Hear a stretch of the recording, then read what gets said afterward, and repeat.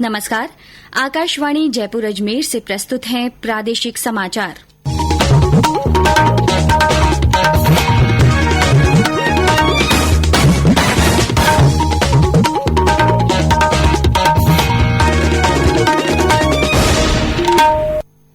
मुख्य समाचार। वंदे भारत अभियान का दूसरा चरण आज से शुरू। राज्य में भी विशेष ट्रेनों से प्रवासी मजदूरों के आवागमन का सिलसिला जारी। केंद्र सरकार ने कहा, राज्य ये सुनिश्चित करें कि कोई भी मजदूर पैदल यात्रा न करे। प्रदेश में कोरोना संक्रमण से ठीक होने वालों की संख्या में लगातार हो रही है बढ़ोतरी। अब तक इलाज के बाद 2,729 मरीज हुए ठीक। और राज्य सरकार ने शिक्षा का अधिकार अधिनियम के तहत निजी स्कूलों में गरीब बच्चों के दाखिले के लिए अभिभावकों की आय सीमा 1 लाख से बढ़ाकर 2.5 लाख रुपए की।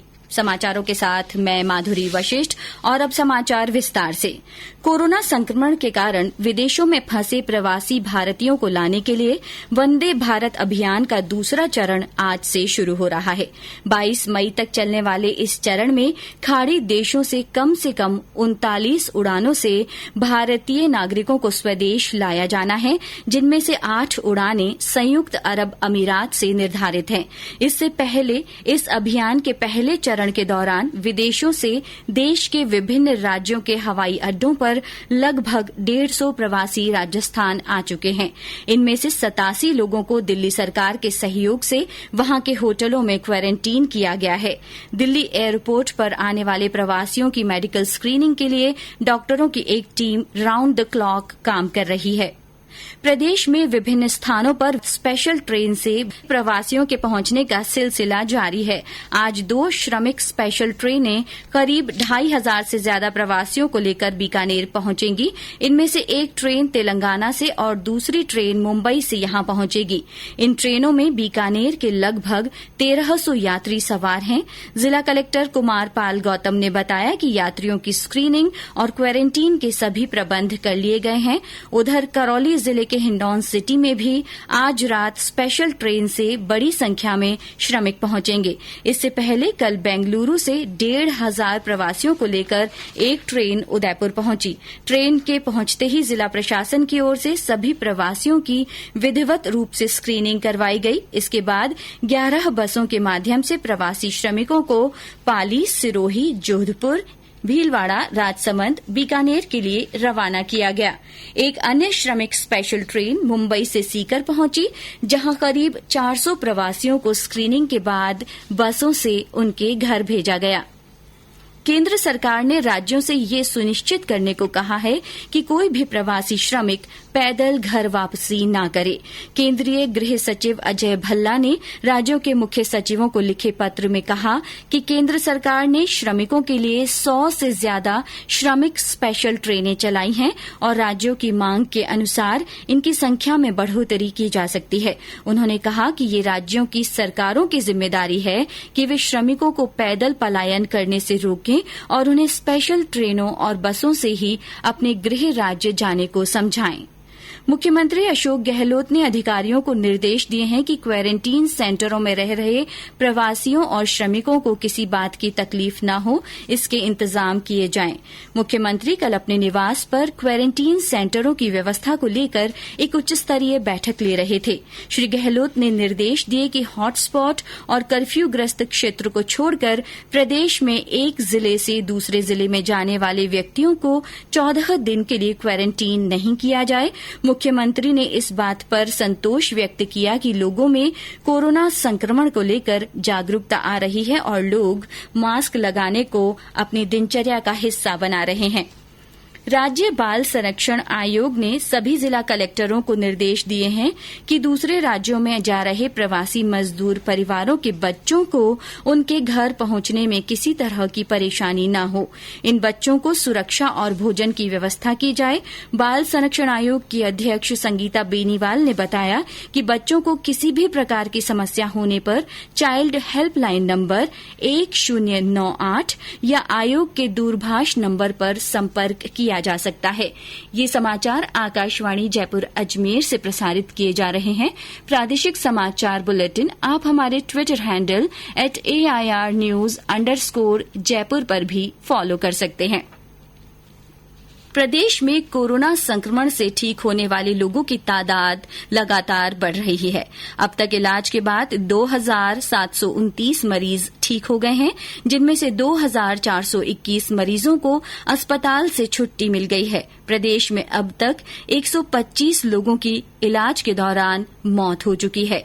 कल संक्रमण के 213 नए मामले सामने आने के बाद अब प्रदेश में संक्रमितों की कुल संख्या 4,747 हो गई है। संक्रमण के सर्वाधिक 48 मामले कोटा में मिले। उदयपुर में 38, जोधपुर में 31, जयपुर में 23, पाली में 13, चित्तौड़गढ़ में 9, सीकर में 7, जैसलमेर में 6, जालौर और अजमेर में 5-5, दौसा में 4, राजसमंद में 3, नागौर, हनुमानगढ़ और चूरू में 2-2, बारां, बाड़मेर, भरतपुर, बीकानेर, डूंगरपुर, झालावाड़, झुंझुनू और करौली में एक मरीज में कोरोना संक्रमण की पुष्टि हुई है। संक्रमण का एक मामला अन्य राज्य से राजस्थान में आए व्यक्ति में मिला। ब्यौरा हमारे संवाददाता जितेंद्र द्विवेदी से। कल 23 जिलों में कोरोना के नए रोगियों का पता चला और 60 प्रवासी संक्रमित पाए गए। प्रदेश में अब तक 327 प्रवासियों में संक्रमण की पुष्टि हो चुकी है, जिनमें से सबसे ज्यादा 63 प्रवासी जालोर जिले के हैं। राज्य की जेलों में अब तक 15 कैदी और कर्मचारियों में कोरोना संक्रमण की पुष्टि हो चुकी है। जेल के उप महानिरीक्षक विकास कुमार ने बताया कि नए कैदियों को अब दौसा जिला जेल में भेजा जाएगा। इसके अलावा संभाग स्तर की जेलों में एक वार्ड नए कैदियों के लिए आरक्षित किए जाएंगे, ताकि उनका बाकी कैदियों से कोई संपर्क न हो। इस बीच प्रदेश में अब एक जिले से दूसरे जिले में जाने वाले लोगों को क्वारंटीन नहीं करने के निर्देश दिए गए हैं। जितेंद्र द्विवेदी, आकाशवाणी समाचार, जयपुर। वित्त मंत्री निर्मला सीतारमण ने आत्मनिर्भर भारत अभियान के तहत कृषि, मछली पालन, पशुपालन और संबंधित क्षेत्र के लिए अनेक घोषणाएं की। नई दिल्ली में एक संवाददाता सम्मेलन को संबोधित करते हुए वित्त मंत्री ने कहा कि कृषि क्षेत्र की आधारभूत संरचना को सुदृढ़ करने के लिए 1 लाख करोड़ रुपए दिए जाएंगे, जिससे कि भंडार गृह, कोल्ड स्टोरेज जैसी आधारभूत संरचनाएं स्थापित की जा सकेंगी। देश भर में 2 लाख सूक्ष्म खाद्य इकाइयां स्थापित करने के लिए 10,000 करोड़ रुपए की योजना शुरू की जाएगी, जो क्लस्टर आधारित होगी। इससे अगले 5 साल में 70 लाख टन अतिरिक्त उत्पादन करने का लक्ष्य रखा गया है। इससे 55 लाख लोगों को रोजगार मिलेगा। पशुपालन क्षेत्र में आधारभूत संरचना को सुदृढ़ बनाने के लिए 15,000 करोड़ रुपए दिए जाएंगे।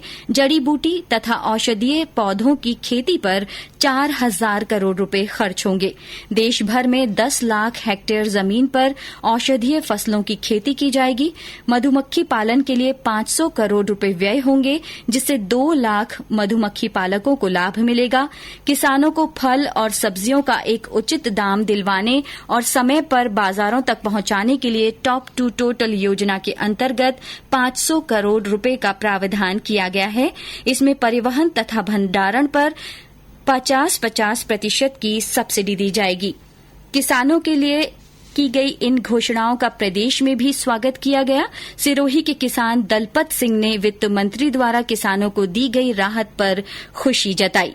मेरा नाम दलपत सिंह है। मैं सिरोही जिले के करौली का एक किसान हूँ। जो कल वित्त मंत्री निर्मला सीतारमण द्वारा जो किसानों के लिए जो बजट निकाला गया है, इस महामारी में ये बजट किसानों के लिए एक संजीवनी बूटी से कम नहीं है।